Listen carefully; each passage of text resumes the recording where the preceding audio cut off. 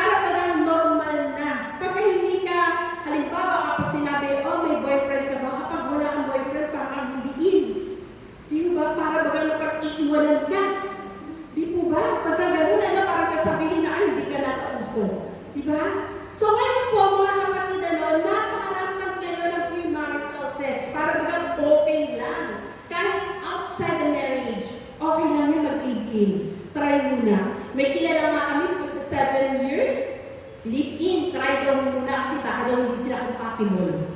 Imagine that, 7 years, try out, basketball. Di ba mga kapatid? So makikita ko natin dito, no? Pati yung same-sex marriage, mga kapatid. At the same time, abortion. Parang i-normalize na yun, parang normal na yun sa kapanahonan natin. Iyon ba yung naisin ng Panginoon para sa kanyang mga anak? Iyon ba ang naisin ng Panginoon para sa kanyang mga nilikha? So, bago nito mga kapatid, pag-uusapan natin ang lust of the eyes and lust of the flesh, and ang title nga po natin is The Pray for Contentment. Tatanungin natin ang ating sarili sa paglabas natin sa iglesia nito. Ako ba yun? Meron ba ako nun? At kung meron ako, paano mo siya mapagtatagumpayan? Upang magawa ko ang dakilang plano ng Panginoon para sa buhay ko na ako ay maging mananagumpay. Pag sinabi po na lust is any sinful desire that is contrary to the will of God. Anumang nasa, mga kapatid, alam nyo yung pagnanasa or yung desire, binigay yan sa atin ng Diyos Natural, pagka hindi ka nag-desire na kumain, di mo mamatay ka. Di ba? Mamamatay ka naman. Pero mga kapatid, kapag sobra, yung sinasabing lust is any sinful desire that is contrary to the will of God. Kapag kontra yan, kapag labag sa salita ng Panginoon, kapag hindi ayon sa kalooban ng Panginoon, ito po ay kasalanan. Sa Galatians chapter 5, nababasa natin, verse 19 hanggang 24, sabi nga, hayag ang mga pita ng laman, pangangalunya, karumihan, kahalayan, pagsamba sa mga Diyos-Diyos at pagkukulang, pagkapuot, pang-aaway, paninibugho, pagpupuyos sa galit, kasakiman, pagkakabaha-bahagi, pagkakampi-kampi. Iyan ho yung mga binanggit dito sa Galatians 5, verses 19, hanggang makikita mo natin dito, hanggang pag tinuloy-tuloy mo, yung ibang-ibang uri ng kasalanan. So dito makikita natin, anuman, sabi doon, anuman desire o pagnanasa na laban o hindi kaayon ng kalooban ng Panginoon para sa atin. Ano ba po? Ano naman yung lust of the eyes, mga kapatid? Ito po yung sinful desire to want what we can see. Ito yung mga pagnanais na kapag nakita mo, gusto mo kaagad mapunta sa'yo. O kaya naman, magkaroon ka. Di ba? So, wala akong sumama mag-desire, kagaya ng sinabi ko sa kanina. Pero, kapag nasobra na, yung desire na yun, yung pagnanasa na yun, that our focus in on the object and not the subject. Sino yung subject? Yung ating Panginoon, no? Ito ay magiging kasalanan na. Nakukuha mo natin yun. Hindi po masama ang mag-desire. Ang masama ay sumobra yung pagnanasa natin. Doon pumapasok ang kasalanan. Nawawala na ang Panginoon sa eksena ng ating buhay. Ano pa po? The lust of the flesh. Ano yung lust of the flesh? All these are self-worth in nature without regards to the will of God. Ano ba yung nature natin, mga kapatid? Ano ba yung minana natin na pagkatao? Yung luma natin pagkatao na tayo po ay makasalanan. Dahil sa minana natin kasalanan sa ating mga ninuno kay Eva at Adan. So dito, ano po ba yan, mga kapatid? Sabi ng Panginoon sa Ephesians chapter 2, verse 3, dahil nabuhay din kayo tulad nila, binigyan natin ng kasiyahan ng masamang hilig na laman, lalikas sa pagkatao at sumusunod sa nasa nito. Ibig sabihin nun, lumang pagkatao, yung dating tayo. Nakukuha po natin yun. So ngayon, mga kapatid, ano ang kadahilanan? Bakit pumapasok ang lust of the flesh and lust of the eyes, mga kapatid? Dito, makikita natin, kung nabasa naman natin ang 1 King chapter 21, may story po dito. Ito po ay patungkol kay King Ahab. Si King Ahab po ang isa sa pinakamasamang hari ng kapanahunan niya. Si King Ahab po, mga kapatid, meron siya po isang hari. Amen? Kaya nga King, po ba? So siya po isang hari. So sa pagiging hari niya, sa tabi ng kanyang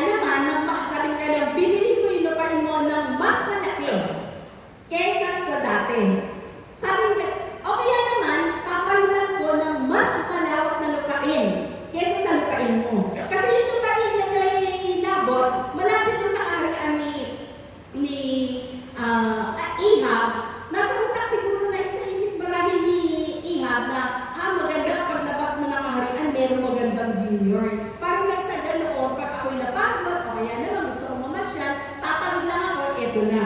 So siguro yung mga lupain ni Ahab ay malayo sa kanyang kaharian. Kaya sabi naman nitong ninabot mga kapatid sa kanya, nako, pasensya ka na ha. Hindi ko kasi po pwedeng ipagbili ang lupain ko. Kasi minana ko to. Noong panahon na yun mga kapatid, kapag ang lupain ay minana, hindi mo siya pwedeng ibenta. Inheritance mo yan.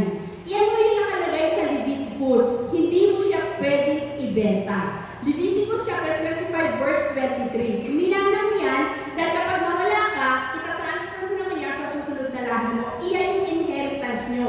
Iyan yung pag-aari ng pamilya ninyo. Kaya sabi nga niya ninabot, hindi ko pwedeng ibenta yung lupain ko. Ano mo yung nagdamdamin ni Hari Ahab? Si Ahab umuwi ng kanyang kaharian. Alam niyo po yung ginawa niya. Pumasok sa kanyang silid. Humiga.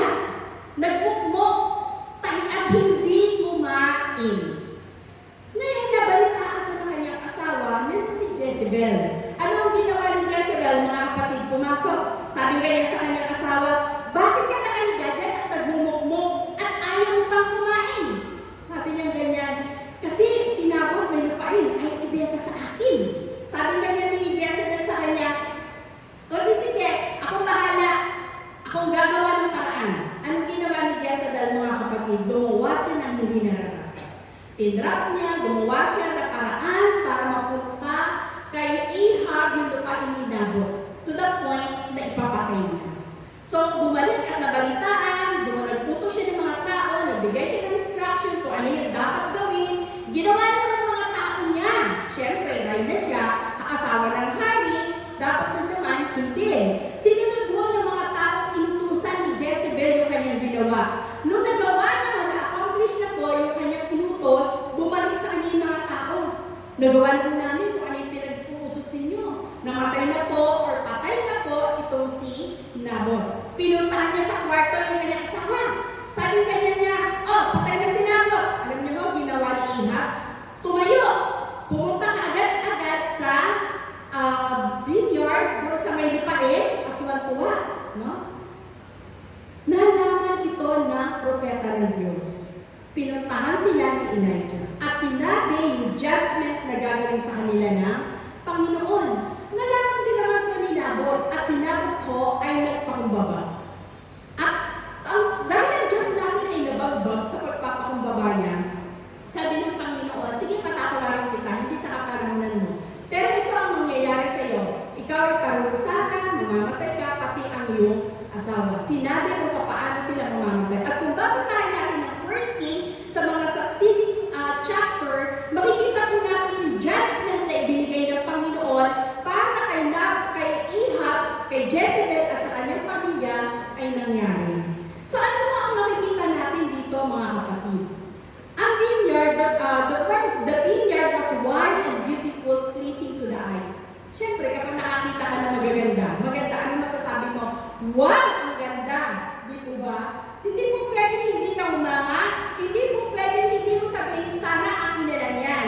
Sana meron akong ganyan. Kasi nagandahan ka eh. Di po ba? So, dito makikita natin na yun, kaya naman itong si Ahab, anong ginawa niya, mga kapatid? Nagnasa siya. Kapag nakita ng kanyang mga mata, nagnasa siya, mga kapatid. Sa ating mga kapatid, gusto mo bumili kunyari ng isang kotse dahil yung kapitbahay mo may kotse. Ganyan mo di po ba? Kaya masyado traffic ngayon. Meron lang tayong color coding, pero sa isang pamilya, ilang kotse ang meron. O pag hindi available yung isa, dahil coding yung Monday, yung pag-Tuesday ang gagamitin, wala rin siya. Kasi sobrang mura. Dahil gusto mong bumili ng kotse, kagaya yung ginawa ng kapitbahay mo, nakita mo, may bagong kumuradang kotse na. Kailangan bumili ka rin. Gusto mo. Kaya ang ginawa mo, nangutang ka. Di ba? Nangutang ka to the point na nagkabaon-baon ka. Ganun po yung sinasabi namin sa tinuturuan namin. Bakit ka bibili ng isang bagay, ang gagawin mo? Ay, ganito ang gagawin ko. Alam mo, hindi rin naman ikaw yung totoong magmamanage kung ipapahawak mo yan, isip-isip ka. Kasi ang tendency niya, sasakit lang ang ulo mo. So, kaya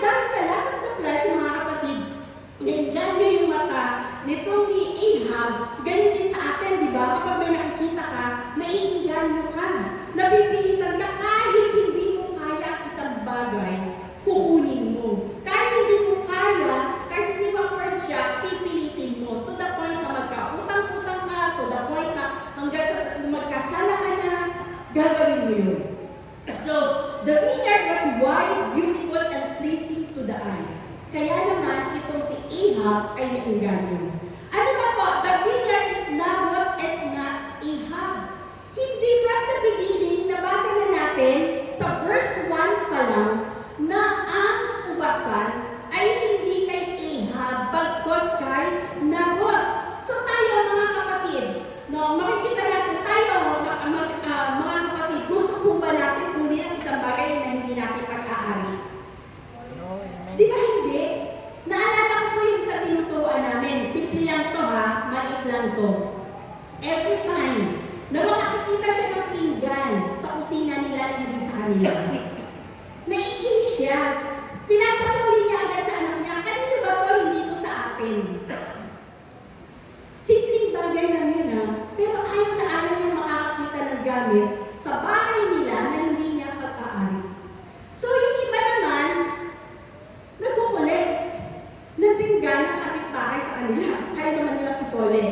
No? So tayo mga kapatid, gusto ba natin yung gano'n? Di ba simple lang? Ano ba yan? Simple lang naman yun. Yes, simple lang. Pero kapag nakita mo na inganyo ka, na mas maganda yung pumasok sa bahay mo, kesa yung nasa bahay ninyo, pag-iinteresan mo yan. Dahil nakita na yung mga mata. Simpleng bagay lang. Yes, simple, nakakatawa. Pero akala lang natin kung palang pumapasok na agad ang kaaway.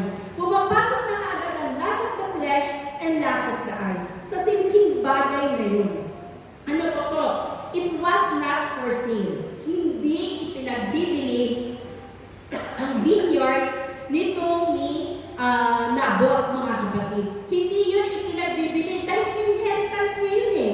Kapag ipinagbili niya yun, nagkakasala siya. Kapag pinagbili niya yun, wala nang properties, wala nang pag-aari, wala nang mga tawag na akin, yung kanilang lahi, yung mga susunod pa lahi nila. No? So dito makikita mo natin, ano? Una, yung vineyard maganda at pleasing sa mga mata. Pangalawa, yung vineyard ay hindi pag-aari ni Naboth, ni Ahab. Ito ay kay Naboth. Pangatlo, hindi ipinagbibili. Pang-apat, he tolerated his wife to kill Naboth just to indulge his desire for the vineyard.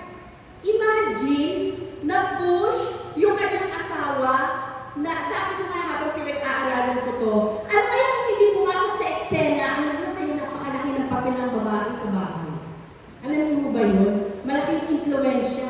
Hindi na kaya ng lalaki pumapel yung babae. Ano nangyari mga kapatid? Pumatay. Bakit? Dahil sa pagnanasa ng mapa sa kanila yung lupain. So alam naman na mali yung ginawa ng kanyang asawa. Gusto niyang patayin, iset up at itrap itong si Naboth. May ginawa ba siya? May ginawa mo ba si Ahab? Sa palagay niyo ba, bigit sa kaalaman? Or sa kaalaman nito ni Ahab yung gagawin o binabalak ni Jezebel? Malamang hindi. Alam niya yun. Aware siya. Pero wala mong ginawa itong si Ahab. Pinabayaan ng i-execute ng kanyang asawa yung kanyang masamang binabalak. Kaya ano ang nangyari mga kapatid? Bilang hari, hindi niya pinatilan yung kanyang, hindi niya tinayuan yung kanyang pagiging hari. Hindi lang pagiging hari, maging yung kanyang pagiging lalaki. Di ba ang mga lalaki ang dapat na nasusunod sa tahanan? Di ba ang mga lalaki ang dapat na nagbibigay o nagigiya sa kanyang pamilya? Pero si Ahab, mga kapatid, hindi niya ito ginawa sa kanyang asawa. Pinabayaan niya lang. Sa kapanuhan na natin ngayon, mga kapatid, maraming ganito. Maraming babae ang nagkukontrol. Maraming babae ang nagmamanipula sa kanilang mga asawa. Di ba? Kapag hindi nakuha ng babae yung nais niya, mag-iiyak-iyakan siya, maglulukot-lukutan siya, o kahit na ano. So, ang inaano natin dito, mga kapatid, ang nais ng Panginoon, mga kapatid, no, huwag natin hayaan yun. Etong si Ahab, pinabayaan nila yun. Nagawin ng kanyang asawa, bagamat alam niya, sa simula pa lang na mali na. Hinayaan niya na magtagumpay yung masamang gawa nito ni Jezebel. Ano ba po? Ahab took possession without regards to the property that he was obtained. Hindi man lang nagtanong itong sinabot, paano kayang namatay si Jezebel, hindi man lang nagtanong itong si Ahab, paano kayang namatay si Naboth? Ano kayang ikinamatay niya? Hindi man lang siya na-concern. Itong sinasabi mo ng Panginoon sa kanyang banal na salita na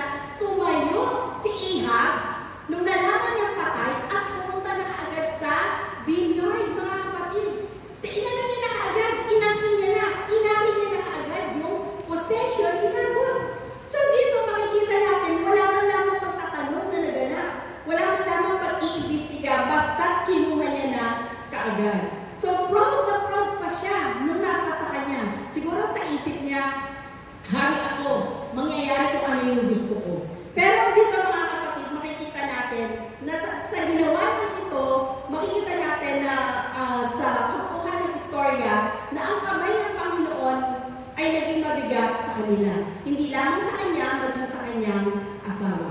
Mga kapatid, ano ang sinasabi sa atin ng Panginoon about lust of the flesh and lust of the eyes?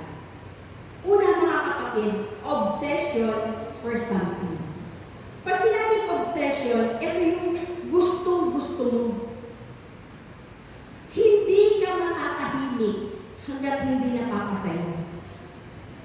Di ba? Halimbawa, may nakita ka sa TV, o kaya naman sa commercial, o kaya sa vlog, o kaya ano man yung nakita mo na yun, hindi ka matatahimik hanggat hindi mo natitikman yung masarap na halo-halo sikat na yun. Ako, natikman na ng kaibigan ko, nag-post pa siya. Naku, may nag-my day pa siya. Naku, kinakailangan, maya-maya na kailangan i-my day ko dito, hindi ako magpapakabog sa kanya. Diba?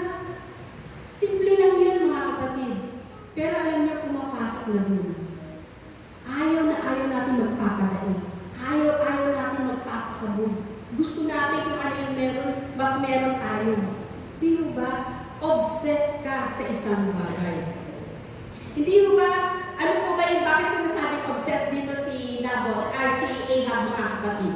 Imagine kung nakita niya, nagmaktol, nung hindi siya pinayagan. Sinabi sa banal na salita ng Panginoon, anong ginawa niya sa verse 4? Nalungkot. Nagalit. Kasi hindi siya napagbigyan eh. Ano pa ho? Nahiga at nagmaktol at ayaw kumain. Tapos, masama pa yung loob. Sabi niya sa verse 4 mga kapatid, ito po ba ang tamang reaksyon ng isang hari? Hindi ho ordinaryong tao si Nabot. Hari siya. May mga tao siyang hawak. Kinikilala siya ng mga tao. Ha? Kinikilala siya. Pag sumabi siya ng isang bagay, imposibleng hindi sundin. Susundin yun kahit anong mangyari. Pero ano yung naging attitude ni Nabot mga kapatid? Nagalit. Nalungkot. Tapos, ano pa ho? Nahiga. Nagmaktol. At ayaw kumain. Attitude ba ito ng isang hari? Ito ba ang dapat kakitaan sa isang hari? Di ba hindi? Ito ay ugali ng isang bata na hindi pinagbigyan ng hinihingi niya sa nanay niya. Kung di ba nagpunta sa isang mall, may pinabili, yung ibang bata, ako po, umihiga ko sa latag ng floor. Di ba? Pag hindi ibinigay ng nanay. Ganito po ang naging attitude ni Nabot nung hindi niya nakamit, nang hindi siya pinagbigyan ganito po yung naging attitude ni Ahab nung hindi siya pinagbigyan ni Nabot sa gusto niya. Nag-isip bata siya. Sometimes tayo ganun din. Di ba? Tandaan natin Kristiyano tayo. Tandaan natin hindi tayo ordinaryong Kristiyano. Tayo ay pinili ng Diyos. Tayo ay mouthpiece ng Panginoon. Tayo ay mga tubo ng Diyos. Pinadala ng Diyos. Tapos kapag may nakita ka sa kapitbahay mo ipinapasok na bagong ref, aawayin mo ang asawa mo pag hindi siya nakapag-loan, pag hindi siya nakakuha at nakapag-provide ng mas magandang ref doon. Gusto ko yung ref yung gumagawa ng sariling yelo ha, yung pag inanya mo lang, talagang lumalabas yung yelo. Ayoko nang gagawa ako. Gusto ko automatic siya. Di ba? Sometimes ganun tayo. But always remember, we are a Christian. Hindi tayo ordinaryong tao. Tinupos tayo ng Panginoon. Nakakilala tayo sa Panginoon. Kapag ganun yung nararamdaman natin, dapat meron na kaagad, red light na kinakailangan na, oy, wait, hindi ito mula sa Panginoon. May alarma kaagad na nagsasabing, wait, sa laman niya, hindi yan sa Diyos. Hindi yan ang nais ng Panginoon. Hindi yan ang kalooban ng Panginoon. Dapat na may alarma na kaagad sa atin. Amen, mga kapatid? So ngayon mga kapatid, bawat isa sa atin, tanongin naman natin ang ating mga sarili. Sa panahon ngayon, sa oras na to, saan ba ako obsess? Ay, masyadong obsess sa asawa ko, kagandahan kasi. Ganito yung issue niya, yung kaganda. Tignan niyo nga yung mga katabi ng asawa niyo, katabi niyo. Pag hindi niyo asawa ko, yun ang tignan. Diba? Baka magkaroon ng diba?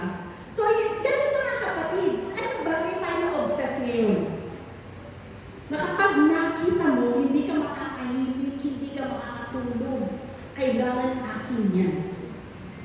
kailangan mapunta sa akin. Sinabot, gano'n ang nangyari. Kaya na-push ang kanyang asawa na magkasal. Pumatay. Para lang mapagbigyan yung hilig ng mata at hilig na naman. Ano po ang tinuturo sa atin dito, mga kapatid? Lust of the eyes and lust of the flesh, mga kapatid. Una, obsession for something. Second, lack of contentment. Iyan, mga kapatid. Lack of contentment.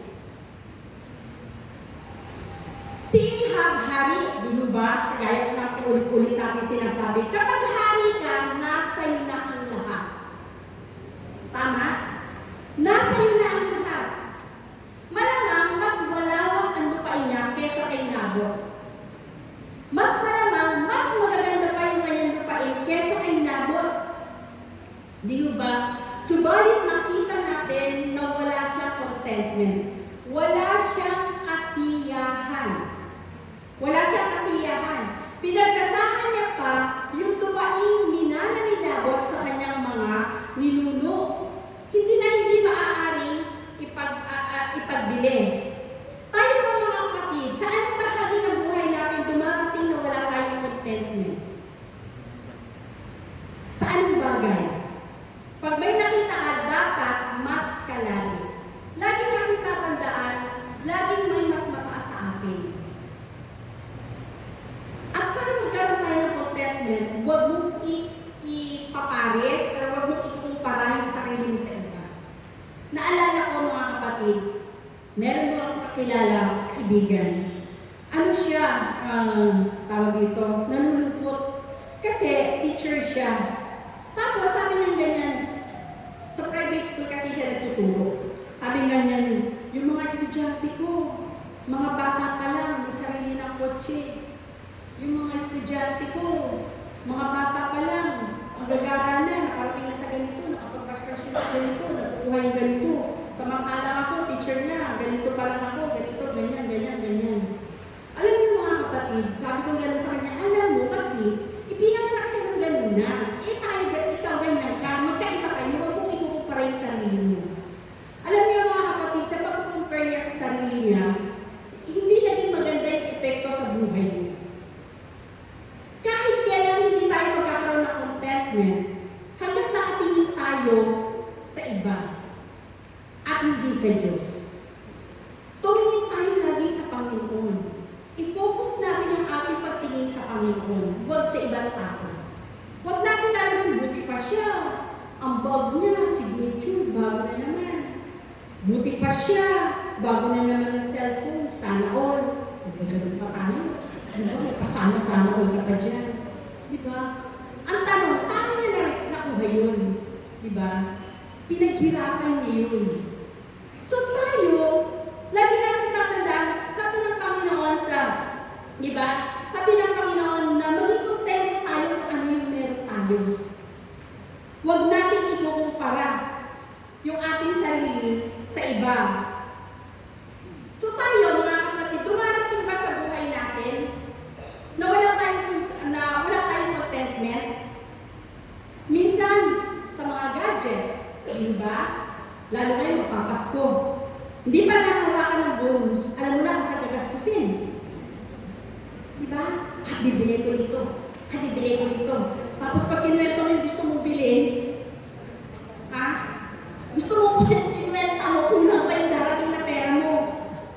Di ba? Wala pa, hindi mo pa hawak, may pagkakagastusan ka na. Di ba? Huwag natin pabayaan yung mga bagay na yun. Kasi tandaan mo natin, yung mga manufacturer, yung mga may-ari na kumpanya na yan, hindi yan titigil sa pagkikreate ng mga bago. Kasi kapag tumigil sila, malulugi na sila.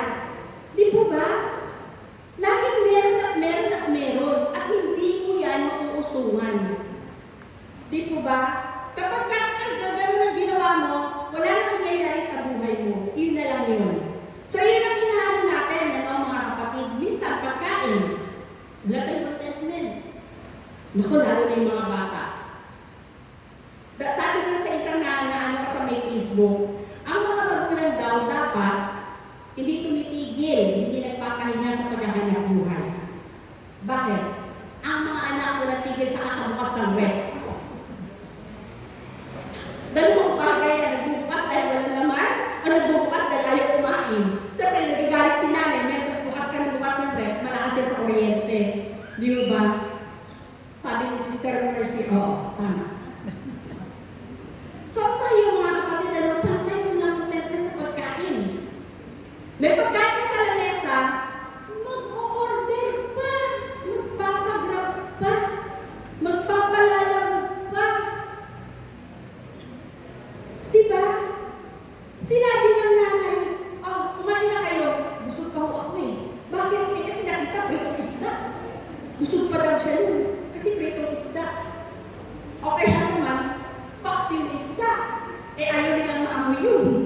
Diba?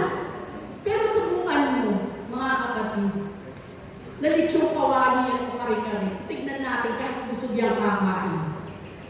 Diba? Busog daw, tapos maya-maya may nagdo-doorbell. Lala mo, grab, nagpa-grab food, kakain sa kwarto. Tapos sasabihin niya yung nanay, busog, sa banda ron. Diba?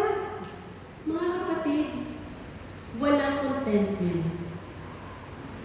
Simple lang siya, diba? Pero hindi natin alam, pumapasok na unti-unti dahil sa social media. Dahil sa panahon natin ngayon. Dati mga kapatid, nung panahon namin, ay teka, wait lang. Hindi pa naman katagalan. Pagkakayaw mo, kumain, balak sa buhay mo, maliligas ka. Magugutom kaya, kakainin mo kung ano yung nakakain. Diba? Pero ngayon iba. Kasi kumikita na sila. May pera na sila. Amen? So yung lust of the flesh and lust of the eyes, obsession for something, and lack of contentment. At pangatlo, yung pagiging greed. Mga kapatid. Pag sinabing greed, grabe siya, di ba? Hindi lang siya matakaw, kundi swapang. Yung pagiging swapang niya. Yung pagiging makasarili niya, mga kapatid. Si Ahab, masyado siya makasarili. Hindi inisip na apakadami niyang lupain, hari siya eh. Sinabot isa lang, gusto niya mapunta pa sa kanya. Di po ba? May mga tao, mga kapatid, na sobrang makasarili. Sobra silang mga greed. Marami ng properties, gusto pa nila ang kami yung properties ng ibang tao. Nakikita na nga nila na naghihirap na. Marami na sasakyan, gusto pa nila, go pa, sige pa. Diba? Marami ng bahay, sige pa, wala silang contentment talaga, go. No? Naalala ko po mga kapatid, yung isang kakilala ko, meron yung siyang kwintas. Yung kwintas na yun, masyadong place, masyadong memorable sa kanya. Dumating ko yung pagkakataon na nagipit siya, isinanla niya ko sa kapatiran. Sakit na yung kapatiran. Sinanla niya. Tapos yung tutubusin niya na, ayaw niyang ipatubos. Bakit? Rimatado na lang. Nirimatado na kapatiran. Yung kwintas na isinanla niya. May kwintas naman yung iba, yung kapatiran, pinag-interesan. Naging makasarili, naging kahaman doon sa maliit na alahas na yun ng nakakilala ko na yun. Hindi na ho, alam niyo, umiyak talaga ng maraming buhay yung kaibigan ko na yung kakilala ko na yun. Naiyak siya. Masyado siya na-hurt, masyado siya nasaktan. Kasi tinutubuan niya, tapos ganun yung ginawa sa kanya. Alam niyo po anong nangyari? Nasira yung relationship niya. Nakakalungkot, di ba? Nakakalungkot. Kasi very memorable sa kanya yung kwintas na yun. Tapos tawag doon, nirimata. Ano yun? Suot mo, nakasalamin ka, nakakit ka sa salamin. Di ba po, hindi mo ba maiisip na isinanla ko sa akin? Nirimata ko. Di ba nasa utak ko yun? Hindi to akin, pinag-interesan ko to. Pero baliwala sa kanya. Simula mo noon, nasira ang kanilang relationship. So maaaring, dahil sa lust of the flesh and lust of the eyes, iyan yung mga kasalanan, hindi mo aakalainin na meron. Hindi mo aakalainin porket Kristiyano ay hindi ka tatablan yan. Tatablan ka yan. Walang exempted, mga kapatid. Wala. At ang ikaapat, mga kapatid, yung callousness. Pag sinabing callousness, naalala ko dito si Brother Boy, si nasirang Brother Boy. Siya ko ay nagigitara. So kapag nagigitara ka, ano ang tendency na nagigitara? Ha? Kumakapal ang, hindi mo ka ang daliri. Daliri po. Kasi masakit yun eh. Masakit pag didiinan mo. Kapag hindi mo naman didiinan daw, hindi tutunod ng mabuti. Kaya yung hinahawakan ni Brother Matthew, habang nagigitara siya, kasayaw-sayaw ko siya na ganyan-ganyan. Akala niyo, nag-i-enjoy siya. Nung umpisa, akala niyo, talaga sarap siya, ganyan siya na ganyan. Hindi niyo alam, yung puso niya, dumurugo. Panginoon, patigilin mo yung Sister Juana, masakit naman talaga daliri ko. Lord, nakapaluho ng kalyo ko. Diba? Lalo na yung mga umpisa pa lang masakit. Si brother ko, ganyan mo yata kalaki yung kalyo sa additional na daliri niya dahil sa kalyo. Kapag may kalyo ka na nagigitara ka, kahit 10 pa yan, ipakanta, wala nang epekto sa iyo yan. Kasi may kalyo ka na eh. Manhid ka na. So tayo, wag dumating yung pagkakataon, yung magkaroon ng kalyo na hindi mo na malaman kung ano yung tama at kung ano ang mali. Kay Ahab, ganun ang nangyari sa kanya. Hindi niya na malaman kung anong tama at ang mali. Basta ang gusto niya, mapa sa kanya yung property ni Nabot. Di ba? So ano mo ba yung sinasabi ng Panginoon sa Ephesians chapter 4, verse 19, mga kapatid? Manhid na ang kanilang pakiramdam, kaya't nagumon sila sa ahalayan at paggawa ng lahat ng uri ng kabukuhan at lalong sumisidhi ang paglanasa ng mas sa masasamang hilig ng laman.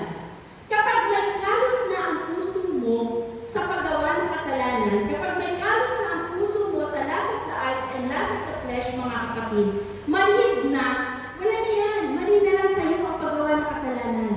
Mali na lang, wala na yun. Bali wala na sa'yo. Normal na. Second nature mo na siya. So yun ang sinasabi sa atin ng Panginoon na huwag natin pabayaan yun. Huwag po natin pabayaan na pagkaroon ng kasos sa ating puso.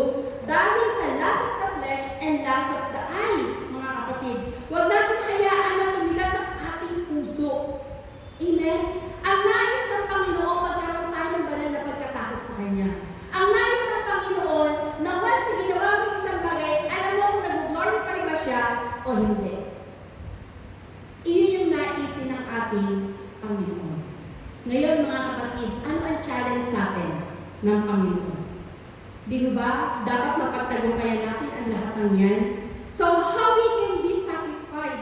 Paano po ba tayo masasatisfied kung ano ang meron tayo sa kasalukuyan upang sa ganon ay hindi tayo magkasala ng lust of the flesh and lust of the eyes. Despite our lust of the flesh, mga kapatid, kahit na may lust of the flesh and lust of the eyes, paano natin siya mapagtatagumpayan? Number 1, be content with what you have. Dapat makontento tayo. Yung word na content, dito sa sa Hebrews chapter 13 verse 5, sinabi dito, iwasan ninyo ang pag-ibig sa salapi. Masyahan na kayo sa inyong kinikita, pagkat sinabi ng Diyos, hindi kita iiwan, hindi kita pababayaan.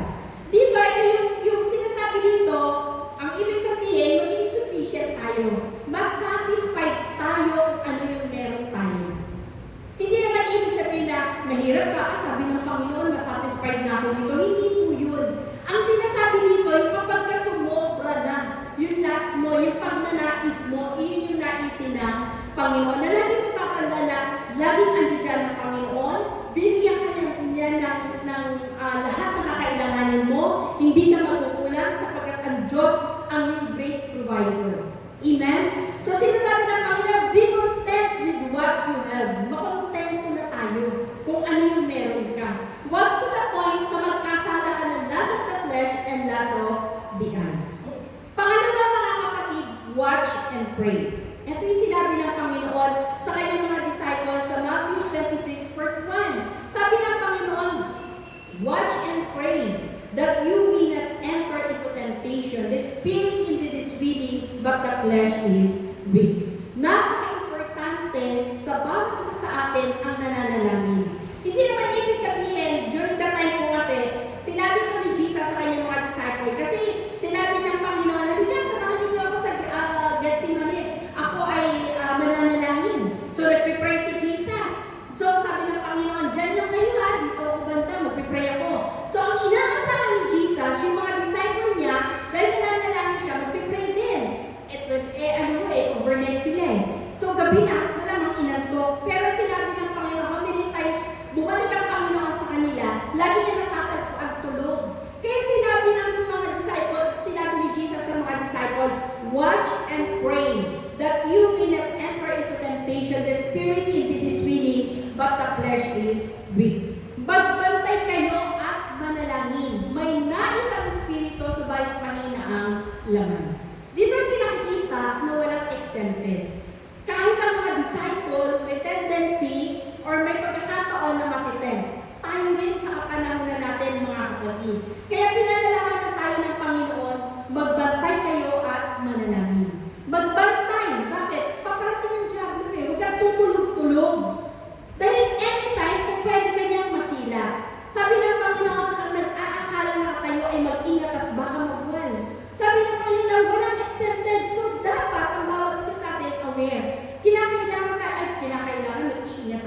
ganito. Kailangan lagi kong nananalangin. Huwag lalabas ng bahay nang walang covering ng prayer. Kasi hindi mo alam kung ano ang maaari mo makaharap paglabas ng bahay. Pangalawa, continually abide in God's Word. Sinabi dito, patuloy. Magpatuloy tayo na yung salita ng Panginoon, no, manatili sa atin. Di ba ito yung sinabi ni David? Sabi ni King David na tinago ko ang salita mo sa puso ko upang hindi ako magkasala. Kasi kung ang salita ng Panginoon ay nasa puso natin, kapag parating ang kaaway, meron kang ilalabas para sabihin sa dyablo. Nung ang Panginoon Jesus ay tinag ng kaaway, mga kapatid, tinag niya, nagdaan siya sa lust of the flesh, lust of the eyes, and pride of life. Tatlo, mga kapatid, hindi naging exempted ang ating Panginoong Jesus. Nung tinag siya ng kaaway, ano ba sinabi ng ating Panginoong Jesus? Sinabi niya bang, dyablo, umayos ka dyan. Panginoon ako eh. Sinabi niya ba yun? Hindi. Ang laging counter ng Panginoon, salita rin ng Diyos, mga kapatid. Sinabi ng dyablo sa ating Panginoong Jesus, kung Diyos ka nga, gawin mo ang tinapay ang bato nito. Ang sabi ng Panginoon, man shall not live by bread alone, but by every word that proceedeth out of the mouth of God.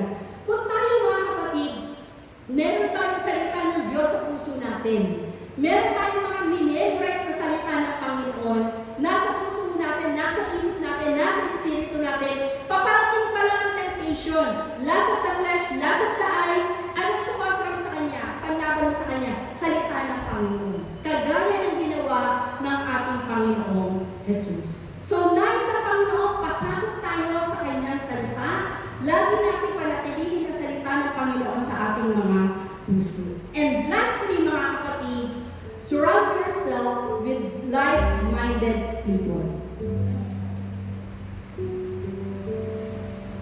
Palibutan natin yung sarili natin ng mga tao na kagaya sa atin. Tandaan natin, mga kapatid, kung ang kasama mo ay maalangan,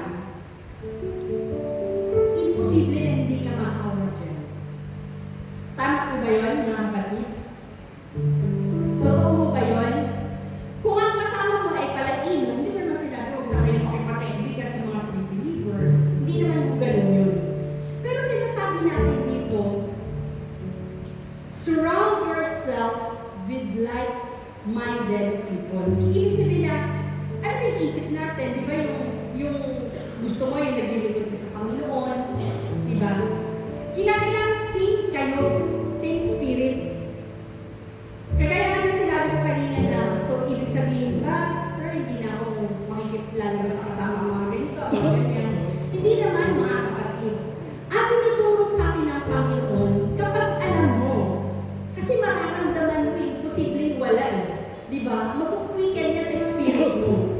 Hindi ka pa naman may kamus eh, hindi pa naman naging ang puso mo eh. May weekend niya na, wait, hindi ko ito mapaglalabanan. Hindi ko ito kaya. Kailangan umaklas ako. Di ba? Sabi ng Panginoon sa 1 Corinthians 15:33, mag-ingat kayo sa masamang kasamang nakasisira na magandang ugali. Tandaan po natin, mga kapatid, na yung support ng inner circle, napaka-important. Amen? Ako, personally, kung wala akong inner circle, baka wala na ako.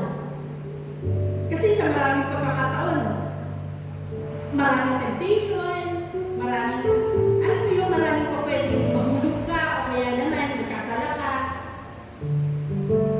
Sabi ko nga po sa inyo, na nag-start kami sa Bible School, hindi kami 10.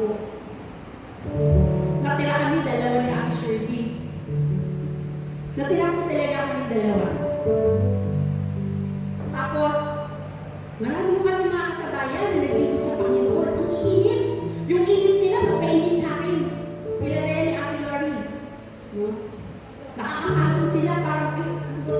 Makabilang sa gym, si Sharon na salita ng Panginoon. Katabi lang bumibili ng tao eh. Alam mo ba, mahal ka ng Panginoon. Ganun sila kainit. Sabi ko, ano, ganun sila. At ako hindi. Natatanong sa sarili ko, kung Kristiyano ako eh. Pero nasa na sila ngayon? Wala na.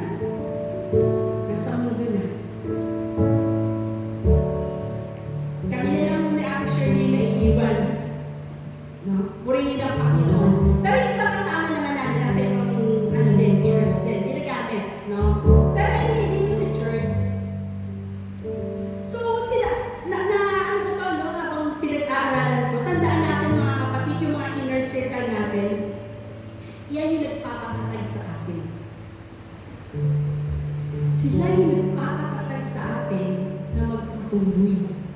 Kasi walang pwedeng sumali sa umagang ito sa mga nakaupo dito, nanonood ng online, exempted ako sa lust of the flesh and lust of the eyes. Dumating man yan, kaya ko mapaglabanan. Wala isa man sa atin ang pwedeng sumali. Kaya yung mga inner circle natin, importante. Tignan mo sino yung kadikit mo. Tignan mo sino yung lagi mo kausap. Tignan mo sino yung lagi mo kasama. Kasi malaki ang influensya ang maaari niyang ibigay sa iyo. Amen? Nagbibigay yan ng lakas sa atin para magpatuloy. Diba? Kapag dumating ka sa pagsubok, depression, parang hindi mo na alam ano ko ito, mapagkatagumpayan. Ito, bro, boss ko na ito, ba't ganito? Di ba kapag nakakusap mo yung inner circle mo, hindi kaya mo yan. Sige, siya magpupush sa'yo. Siya mag-encourage sa'yo. Siya yun. Yung gusto mo lang tumalikod, gusto mo lang bumag-back out sa laban, pero dahil may inner circle ka, alam mo yun, ipupush ka niya. Tandaan natin, hindi tayo tinawag ng Diyos para magsimula ng laban. Tinawag tayo ng Diyos para pagtagumpayan ng laban, ibinigay niya sa atin. Amen? Tandaan natin mga kapatid, ang bottom line dito. Your company will either make you, break you, or make you. So, sino ba yung kasama natin? Lagi. Ano ba siya? I-break niya ba tayo? Ayan, i-break niya na tayo. I-break niya ba tayo o i-make niya tayo? Kung yung kasama mo, nag-push sa'yo, nabubuisit ka na sa kanya dahil priority niya yun. May Sunday worship niya yun. May discipleship niya yun. Magpasalamat ka dahil nasa mabuti kang inner circle. Pero kapag ang inner circle mo, halika may outing, halika meron tayo Saturday night, Friday night, halika may gimmick dito, mag-isip-isip ka na. Maaaring hinihila ka niya para magkasala ng lust of the flesh and lust of the eyes. Amen? Tignan natin kung sino. Tayo po lahat ay tumayo. Tayo po ay manalangin. Maraming salamat, Panginoon. Dahil sa umagang ito, kung titignan ang mensahe, para bagang simpleng-simple. Para bagang alam na namin, master na namin. Subalit, Lord, ipinakikita mo, ipinaalam mo, Panginoon, na walang accepted sa temptation. Ipinakikita mo, Panginoon, na kahit kami mga leaders, kahit kami, Panginoon, Lord, mga nangunguna, nagpapaawit na, nag-aakay na, sobrang init sa gawain mo, ay maaaring mahulog sa ganitong tukso. Lord, i-preserve mo ang buhay ng bawat isa sa aming mga anak mo. Hahayaan mo, Panginoon, na matapos namin ang takbuhin na ibinigay mo para sa amin.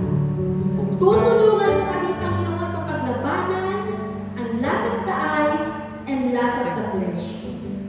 Lalabas kami, Panginoon, na mananagumpay ng mga anak mo at gagamitin mo kami, Panginoon, para ang iba man, Panginoon, ay maging mananagumpay. Maraming salamat po, God. In Jesus' name we pray.